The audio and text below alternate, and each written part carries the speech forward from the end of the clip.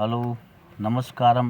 టిక్టాక్లో ఉండే పెద్దవాళ్ళందరికీ, అన్నదమ్ములు లాంటి వాళ్ళకి, అక్క చెల్లి లాంటి వాళ్ళకి, తల్లిదండ్రులు లాంటి వాళ్ళకి నా ఒక హృదయపూర్వక నమస్కారములు. టిక్టాక్లో మీరు ఏందేందో చెప్తున్నారు. మన కువైట్లో వచ్చేసి కొత్త ఆప్షన్ వచ్చింది. మనకి ఈజిప్ట్ మీద వచ్చేసి మనకు అకౌంట్లు కొట్టించుకోవచ్చు, కంపెనీలో చేరొచ్చు అని అలాంటివన్నీ ఏం చెప్పబాకండి బాస్. ఎందుకంటే పేదవాడికి ఏంటంటే కొడతామంటే భయం, పెడతామంటే ఆశ. ఇంటికాడ అప్పులు సప్పులు చేసుకొని ఈ కోవిడ్కి వచ్చేసి ఇక్కడ పడే ఇబ్బందులు చూస్తున్నారు. మీరు మళ్ళీ అన్నీ వింటున్నారు. ఇట్లా చెప్పబాకండి. ఎందుకంటే మనము మన స్వార్థం కోసము మనం ఏదో 10 రూపాయలు సంపాదించుకోవాలా, ఎవరు ఎట్టపోతే మనకి ఎందుకని అలాంటి ఆలోచన మాత్రం మనసుకు రాణించుకోకండి.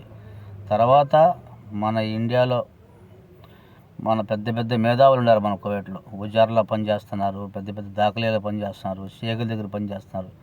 మీరందరూ పెద్దోళ్ళు దయచేసి ఇలాంటి మన ఇండియా వాళ్ళని కువైట్ వాళ్ళు ఏడిపిస్తున్నారని కాబట్టి ఏడిపిస్తున్నారు. అట్లా ఏడిపించకుండా పోయి మీరు కువైట్ వాళ్ళతో మాట్లాడే హక్కు, హోదా మీకు ఉంటుంది. కాబట్టి గట్టిగా అక్కడ పోయి నిలబడి మాట్లాడండి. ఇప్పుడుండే షేక్ పరిపాలించే షేక్ కాడికి వెళ్ళండి.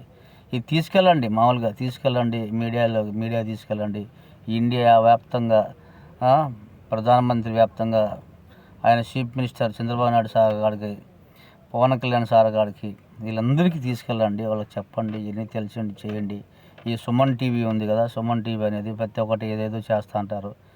వాడి కోవిడ్ నుంచి ఎవరన్నా పోతే వాడిని పోయి కలిసేది, వాళ్ళతో మాట్లాడేది అటన్నీ చేస్తూ అంటారు. అలాంటివి చేయకుండా పేద బీద బెక్కి బాగుపడేటట్టుగా వాళ్ళు బాగుండాలని వాళ్ళకి మన ఇండియా వాళ్ళు అంటే మన ఇండియా వల్ల చాలా బాగుపడుతుంది కువైట్. మన ఇండియా వాళ్ళు లేకపోతే కువైట్ లేదు. ఎందుకంటే ప్రతి ఒక్క వస్తువులు మన ఇండియా నుంచి ఇక్కడికి వస్తున్నాయి. ప్రతి ఒక్క ఇది మనం ఇంకొక రకంగా అయితే మన ఉజార్లో పనిచేసే వాళ్ళంతా ఎక్కువ మన ఇండియా వాళ్ళే ఉన్నారు. దాఖలీలో పనిచేసే వాళ్ళు మన ఇండియా వాళ్ళు పెద్ద పెద్ద వాళ్ళు ఉన్నారు.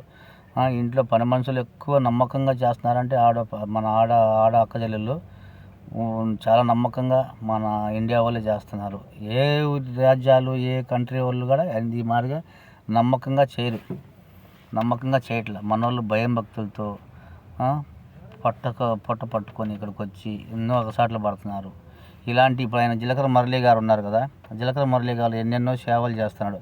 అట్లా ఆయనతో కలిసి ఆయన ఎంఎస్సీకి పోతూ ఉంటాడు. ఎంఎస్సీలో పోయి తిరిగి పెద్ద వాళ్ళతో, పోలీసు వాళ్ళతో వెళ్తే మాట్లాడుతుంటారు. కాబట్టి మీరు ఇలా మీటింగ్లు పెట్టి డబ్బులు ఖర్చు పెట్టేసి ఏదైనా చేస్తుంటారు కదా పార్కుల్లో అవి ఇవి అని, అట్లా చేయకుండా అలాంటి కువైట్ వాళ్ళతో పెద్దవాళ్ళతో పోయి మాట్లాడి పెద్దవాళ్ళ కాడ పోయి మాట్లాడేసి కువైట్ వాళ్ళ షేకులతో మాట్లాడేసి, నేను ఏదో తెలియక తప్పుగా మాట్లాడి క్షమించండి. నేనైతే ఎవరిని కించపరచను, ఎవరిని తక్కువగా చూడను. ఎందుకంటే మన ఇండియా వాళ్ళు బాధపడుతున్నారు కాబట్టి మనసు బాధగా ఉంటుంది. నేను కూడా బాధపడుతున్నాను. మీ అందరిలో నేను ఒక్కడిని దీనికి. కాబట్టి మనం ఇంకో టిక్టాక్లు చేసేవాళ్ళు కూడా చాలా జాగ్రత్తగా భయం భక్తులుగా చేయండి. మనం భూమి మీద ఉన్నాం, మనం ప్రయాణంలో ఉన్నాం. నీటి మీద బుడగలాంటిది మన జీవితం. ఇలాంటి అన్నీ చిత్రాలు చేయకండి, బూతులు మాట్లాడబాకండి, వాళ్ళని తిట్టబాకండి, వీళ్ళని తిట్టబాకండి. ఇలాంటివన్నీ చాలిచ్చేయండి. గౌరవంగా వచ్చేది మంచి చెడే మన వెనకంబడే. వాడు మంచోడు అంటే మంచోడు అంటారు, చెడ్డోడు అంటే చెడ్డోడు అంటారు.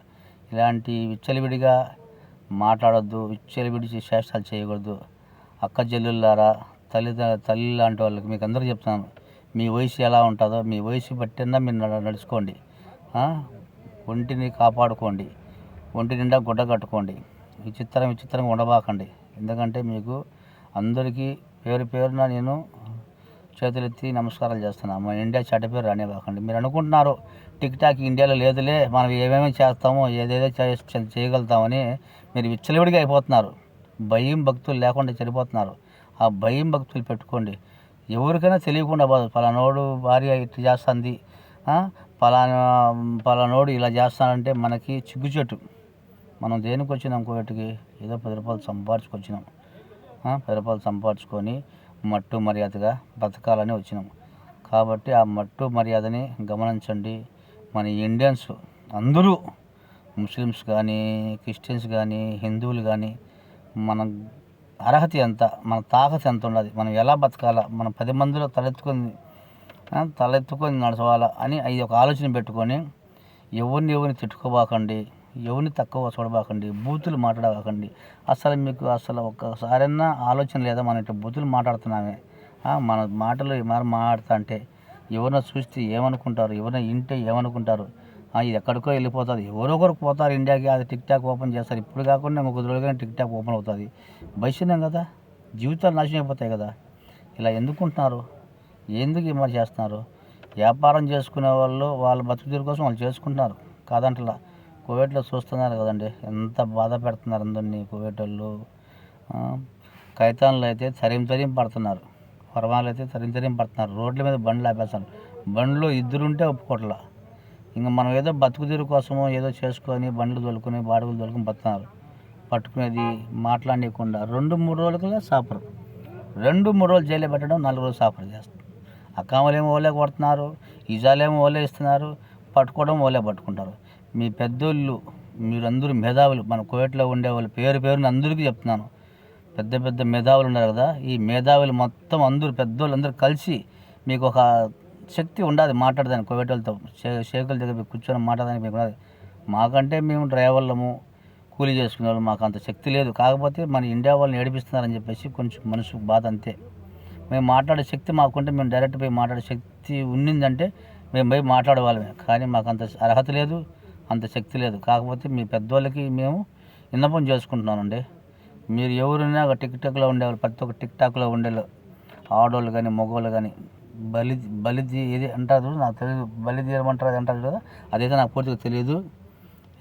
మట్టు మర్యాదగా బతికేది నేర్చుకోండి, మట్టు మర్యాదగా ఉండేది నేర్చుకోండి. బూతులు చాలిచ్చేసేయండి. ఏ ఉన్నా నిజాయితీగా బతుకుదాం, నిజాయితీగా ఉందాం.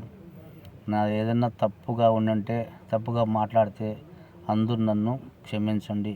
లేదు నేను మంచిగా ఉన్నాను, ఈ అబ్బాయి బాగా మాట్లాడుతున్నాడు అనుకుంటే మీరందరూ ఇలా చేసి ఒక స్థాయికి తీసుకెళ్ళండి. మీడియా వాళ్ళతో మాట్లాడండి. మన ఇండియా వాళ్ళని ఎంత ఏడిపిస్తున్నారో అలా ఏడిపించకుండా మన ఇండియా వాళ్ళు బాగుండేటట్టుగా చేయండి. నమస్కారం.